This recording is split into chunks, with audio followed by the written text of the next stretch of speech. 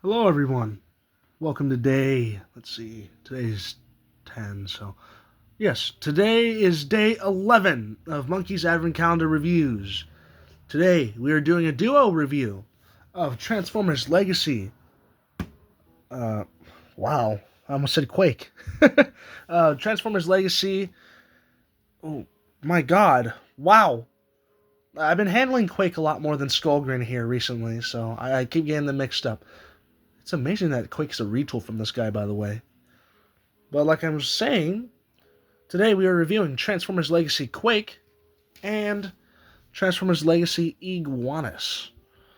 These two figures I've had for quite a while. SkullGrin I got in the December of, let's see, 2022. Yeah, I'd say because 21 was Kingdom and 2020 was Earthrise. Infamous for their shitty QC. But yeah, today I thought I'd finally get one of the two dual reviews I have planned over with. So, with today's being the Decepticon Pretenders, or at least the ones I have left. I don't have Bludgeon, and I've already done a mini review on Bombburst, and the Autobot Pretenders. I believe the only one that's out is Metalhawk, and as you guys know, that was day one of Advent Calendar's reviews for this year. So, yeah. With that being said, though, let's get into the figures. First figure we're going into is Iguanis here. As you can tell, his port here broke, so I just decided to sand it down and make it smooth. The 3mm port that Iguanis have used to hold this in the hands and stuff, it snapped on me, so that's no longer an option. Just want to get that out of the way now before anyone asks. So yeah, the rest of Iguanis though, durable, flexible. Iguanis here is a core class. No, hollow spaces here, there, hello. But with the nature of Iguanis being a core class, honestly, I don't mind it. Now, if this was a deluxe class and Iguanis had gaps like this, that's a whole different story. But thankfully, Iguanis is not a deluxe class, so we don't have much to complain about. Iguanis here, though, feels great. He's honestly durable. He rolls pretty well, obviously with him only being a two-wheeler. He's not going to stay up when you roll him, so. But yeah, he rolls wonderfully. Iguanis here is some sort of Cybertronian lizard cycle, The seat is clearly a tail. This gives very lizard-like feelings, The red lights look like eyes. Or not lizard, similar, but reptilian is what I'm looking for. Reptiles, amphibious, kind of. From this angle, kind of looks like these are the eyes. This is the tongue, and then this is the lower part of the mouth. I'm gonna eat you. But yeah. With that being said, we'll put you off to the side for now. The sculpting work on Iguanis here, though, is beautiful. Hollow spaces there, yeah, but that's the nature of a core class, so can't say much. SkullGrin here. His alt mode is okay. You can see his face there. The underside's okay. Those are clearly his fists. Side's nice. It's well built. It's solid, so at least nothing's going out of place. SkullGrin has a tank turret up here with two barrels that can rotate on a 5mm port and peg system. So that's there. Not much else to say about SkullGrin's alt mode. It's not much of an alt mode. Like, yeah, you got the treads, but then we just have this giant, just smooth piece right here. This does not look like tread detailing or anything. It's kind of like a big brick, And honestly, I'm okay with that. Would I have wanted a better alt mode? Oh, you bet I would have. But I'm also kind of content with with SkullGrin here. He's okay. There's not much to get mad about with SkullGrin. He was going off the G1 toy, which I think is just a terrible alt mode for the Pretender inside. the SkullGrin shell. I think the alt mode did look like this, which if it did, wow, the designers are really on something then.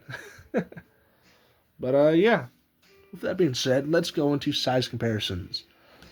Obviously, we got deluxe class and our core class representation as well. But for fellow figures of this scale, for deluxe class, we'll bring in Legacy Crankcase from the same wave as SkullGrin, being, I believe, wave 2 of Legacy. Stand up, buddy. There you go. Voyager class, scale-wise at least. Sandstorm. Oh.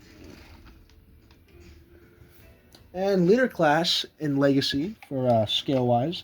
Velocitron, RID, Scourge. So yeah, with that being said, let's get into the transformation. We'll go into Iguanis first, since simple, out of the way, you know. First thing you want to do, pull the legs from the sides. They have tabs right here that go into this slot into the tail, and then they have 2 slots right here and here that tabs into this small slot and this big slot. Next thing you want to do is straighten out the legs, rotate the feet, then rotate the knee around, like so. Same thing on the other side, straighten out and rotate, like that. Rotate this piece and straighten upward, untab the arms, straighten out, untab the other arm and straighten it out, collapse everything together, bring all this back, collapse it, just like so, rotate the waist, and bam. Right there, it's all nice, complete, compact. And honestly, this is where Iguanis shines. And I think this is where Core Class hit its peak for just overall design. Iguanis here is sculpted to the brim. He looks gorgeous on camera. So yeah. But we're going to go into Iguanis some more after we transform SkullGrin. First thing you want to do is remove these swords from the sides. Just like so. Flip down this tail, push these up, it just makes life easier. You have everything out of the way. Next thing you want to do is come up right here, untab these joints, like so. Then you want to come down here, untab these from everything. These tab right here, and when you do that, there's a tab right in here that slides right there, and a tab right here that goes right there. Just like so, locks it all together. Now, as much as I hate the alt mode that SkullGrin turns into, I can respect the fact that it locks in together very nicely. It's a very solid alt mode, which, I mean, if all you do is turn into a brick, then makes sense. Yeah, so you just want to straighten anything else out here, collapse it all, like so. Next thing you want to do is flip down this chest piece, flip the arms out, push this down, then push everything through. Flip the horns up back here, have the head look up, make sure this little white piece is up all the way. That just allows it to collapse in easier. Fold out the rest of the horns, make sure this is straight up. Flip out your hands, like so, and you have any option on how you want to display these weapons. For me, I always put them on the back of the forearms, since that's an option. And I always liked the underslung gun aesthetic for SkullGrin here. SkullGrin has been modified by me. For example, I modified the shoulder. I regret removing this horn. Along with that, we also have some face additions, such as cuts, dents, divots here and there. Sharpened out the horns or the tusks and removed a tooth on them. I don't know why I did these things, but I did, and I regret them. Oh yeah, I also painted in the nose. I think that was white just on the base figure. So everything on the head, or most of the head stuff, is modified by me, so I won't go over the head too much. But I will say the base head on SkullGrin is fine as is. You don't have to modify it at all. I just did that because I felt like it, and it's soft plastic, more malleable. So it was much easier for me to modify. So I did that. I also removed one of the horns on the side of SkullGrin's waist, along with removing the top piece of his second horn. So those are missing as well. With all my modifications out of the way, how's SkullGrin feel? Honestly, like, he is solid. Nothing here wants to move on its own. He's a solid figure. He feels good. Besides the plastic here on the thighs and the biceps, those feel kind of gummy, like a very odd feeling. But besides that, the rest of the plastic on this guy feels wonderful. He feels solid, durable, and overall really nice. His back's pretty clean. The back of his legs are solid. His arms and biceps are hollow, but if you're doing the sword trick as I am, that it's pretty hard to tell it's hollow unless you get like at the right angle. The details on SkullGrin are beautiful as ever. As I said, I won't go over the head too much since I modified it, and that just makes it unfair. The detailing that we have on the rest of the body, though, on SkullGrin is wonderful. We have this vent detailing, the square detailing, all this blocky panel lining as well. It feels great, it looks great, and it's just overall wonderful. The skull on SkullGrin's belt is lovely looking, looks beautiful. The side skirts look great. I love the mid-skirt right here too. This looks great. The crotch section, as I mentioned, the skull looks wonderful. But I also love the shade of paint that they used. They matched it quite well to the rest of the body. It's only slightly lighter than the rest. And honestly, that's fine. When we come down to the knees, he has these spike details right here and here. And these look great, honestly. They don't hurt at all to put pressure on either. Like, I'm pushing on this. They don't hurt at all. Bit of an indent right on my thumb right now because of it, but I don't regret it. SkullGrin here, though, feels great. Iguanis, on the other hand, well, there's no other hand. He also feels great. Everything here is also really solid. You know, everything else on Iguanis here feels great. Very little backpack, besides, you know, the obvious right here. But, you know, it's a core class. I can forgive him for that. And honestly, if he was a deluxe class and had these details like this right here on the back, I'd be perfectly content with this. Also, if you hear a bunch of stuff moving in the background, it is ridiculously windy down here right now. It is currently blowing the gutters off of my house as we speak. Or not my house, my grandparents' house. Yes, I live with my grandparents currently. But yeah, like I was saying, if this was a deluxe class, you know, like up to here, with, I just realized, there you go. Up to here with SkullGrin, and he had a backpack like this, I would not mind it at all. Because Iguanis here looks wonderful. And if they were able to upscale this to deluxe class, give some more points of articulation, give a more filled-in transformation and all that, honestly, I would feel like I'm getting my money's worth. Because Iguanis here feels great. He feels worth my money. And SkullGrin does too. Doesn't help that SkullGrin here is one of my earlier figures, so I have a bit of a bias to him. But honestly, that bias is well deserved. This guy is beautiful. He looks great. He feels good. I've heard that some copies are terrible to handle, and I do feel bad for those people that have those terrible copies. But on the other hand, look at him. You're telling me that is not cool looking? Yeah, the alt mode's kind of ass, but for the most part, he looks, he feels, he's solid, he feels great, he looks great. And the same goes for Iguanis. He looks great, he feels great, and might as well get into this now. Articulation. Iguanis has a ball joint at the head, up that far, down that far, side to side, and that's as far as you go that way and that way. Arms go up that far, down that far, back that far, all the way up that far, forward that far. 360 rotation at the bicep because it's a ball joint, so a bit of wiggle waggle right there too. And slightly past 90 at the elbows. There's a full 360 waist rotation. Legs go up that far, back that far, and forward that far. Knees bend slightly past 90. And an extreme ankle pivot, as so. And with it being on a ball joint, pivot upward, backward, and full rotation as well. So yeah. And since we're going over articulation now, SkullGrin. SkullGrin can look up that far, down that far.